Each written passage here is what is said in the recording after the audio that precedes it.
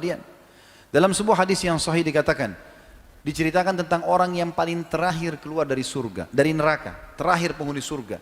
Dia akan keluar dalam kondisi tubuhnya hangus setengah, setengahnya keluarin asap. Berdiri jatuh. Begitu terus sampai dia jauh dari neraka. Setelah jauh dia mengatakan, segala puji bagi Allah yang selamatkan aku dari kamu. Dia pikir masih ada di neraka selain dia. Ini di neraka ada orang kafir, orang musyrik, orang munafik yang kekal. Dia sendiri ini ahli surga. Tidak ada orang, semua ahli surga sudah masuk ke surga ini. Tentu teman-teman jangan jadi orang ini, jadi orang yang pertama masuk surga dari awal. Ini mampir neraka dulu nih. Ya. Tapi subhanallah lihat, dengar bagaimana nikmat terendah di surga ini. Orang ini jalan, kemudian setelah dia jauh dia mengatakan, ya Allah, selamatkan aku dari neraka itu. Maka Allah selamatkan dia. Dia mengatakan, segala puji bagi Allah yang selamatkan aku dari kamu. Kemudian Allah dari jauh lihatkan dia pohon. Enggak ada apa-apa, pohon saja. Selama ini ribuan tahun semuanya api, siksaan, ya. Yang dicincang, yang dibakar, yang ini, yang itu segala macam. Maka kata dia waktu lihat pohon itu, ya Allah, saya ingin pohon itu. Bagaimana sih kalau kita lagi panas terik matahari, kita ingin naungan di bawah pohon? Saya ingin pohon itu. Kata Allah, hai anak Adam, kira-kira kau minta yang lain enggak?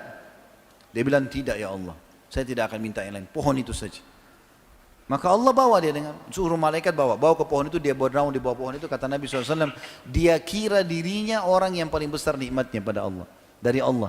Karena pohon itu saja. Padahal orang sudah di surga semua nih. Setelah dia nikmati, Allah lihatkan dari jauh pohon, ada buah-buahannya, ada airnya. Tadi nggak ada itu. Maka dia tergoda, dia mau manusia. Tapi dia malu sama Allah. Tadi dia sudah janji tidak mau minta. Lalu dia bilang, ya Allah, pohon dan air, saya tidak minta lagi.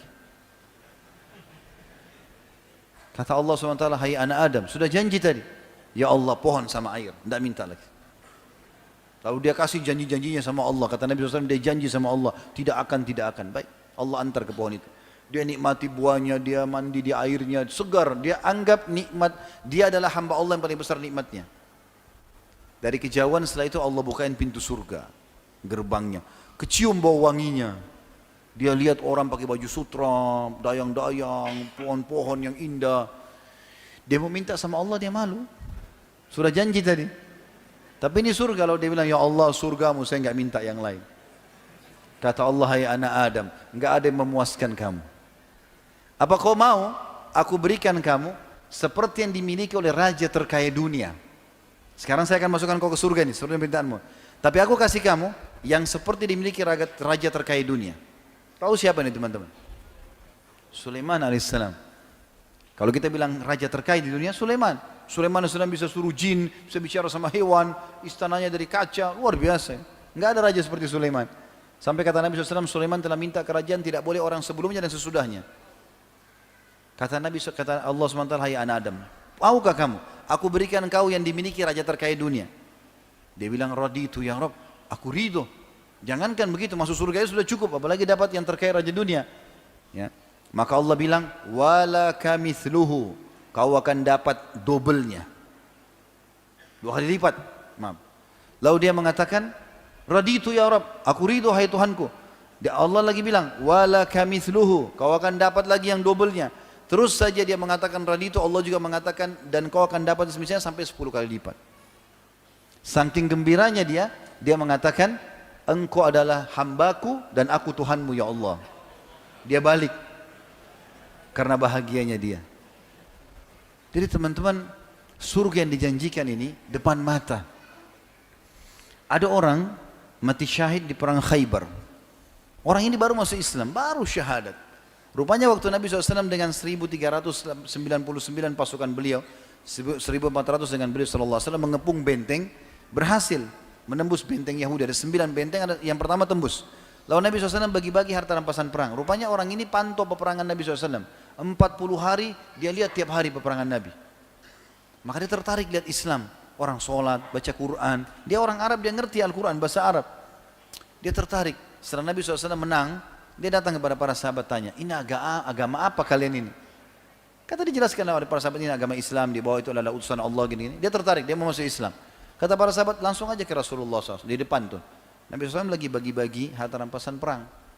Setelah dibagi-bagi, atau sementara dibagi-bagi, orang ini mengatakan, ya Rasulullah, saya seseorang dari suku Arab Badui, tertarik dengan agama Islam, saya ingin masuk Islam. Kata Nabi SAW, baiklah. Asyhadu an la ilaha illallah wa anna Muhammad Rasulullah. Sederhana, 2 kalimat. Syahadat. Syahadat dia. Lalu kata Nabi SAW kepada orang yang sedang membantu beliau bagi-bagi harta rampasan perang, kasih juga orang ini. Karena dia hadir pada pembagian harta perang. Bagi. Kata orang itu, ya Rasulullah, saya masuk Islam bukan untuk ini. Saya udah biasa hidup susah di padang pasir, saya nggak mau harta. Saya mendengar teman-teman Anda berkata, kalian datang ke sini untuk mati dan masuk surga. Dibunuh sama orang kafir, masuk surga. Apa benar ya Rasulullah? Iya benar. Kalau begitu ya Rasulullah, yang saya ingin satu saja. Panahnya orang Yahudi ini kena di sini, tembus di sini. Dia tunjuk titiknya di sebelah kiri dadanya. Kena di sini, tembus di sini. Kata Nabi SAW, kalau kau jujur, tulus, Allah kasih kau itu. Sudah. Akhirnya dia pergi. Dia gabung sama pasukan umat Islam. Nabi SAW bagi rampasan perang. Nabi suruh gerak pasukan, ayo ke benteng yang kedua, kepung nih. Begitu dikepung, strategi orang Yahudi berperang pada saat itu melemparin anak-anak panah dari dalam benteng ke arah pasukan muslimin. Begitu terus, mereka pengecut, gak mau ketemu. Maka pada saat itu dilempar anak panah. Subhanallah, anak panah Yahudi yang pertama terlemparkan kena ke orang ini. Dan uniknya, kena di titik yang dia tunjuk. Di sini, tembus di sini. Mati dia, jatuh. Terbunuh. Nabi SAW melihat ada orang terbunuh, karena orang semua tidak mati kecuali dia. Ya tinggal dia yang jatuh. Yang lain kena pas pakai perisai tertahan, orang ini mati. Kata Nabi SAW, huwa, apa ini orang tadi nih, yang tadi baru masuk Islam? Kata para sahabat, iya Rasulullah. Kata Nabi SAW, subhanallah, maha suci Allah yang membenarkan janjinya. Dia baru minta, Allah kasih, dan di titik yang benar yang ditunjuk. Gitu kan?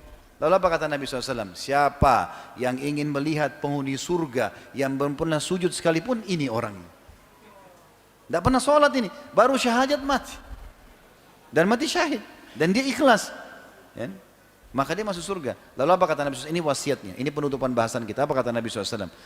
Ingatlah, sesungguhnya surga seseorang di antara kalian lebih dekat daripada tali sendalnya. Azan, sholat, ada orang tua bakti, ada celengan masjid sedekah. Itu aja kok, amal-amal soleh yang sudah kita tahu. Itu, mati masuk surga. Lebih dekat dari tali sendal, kata Nabi SAW. Ini orang ini syahadat mati, masuk surga.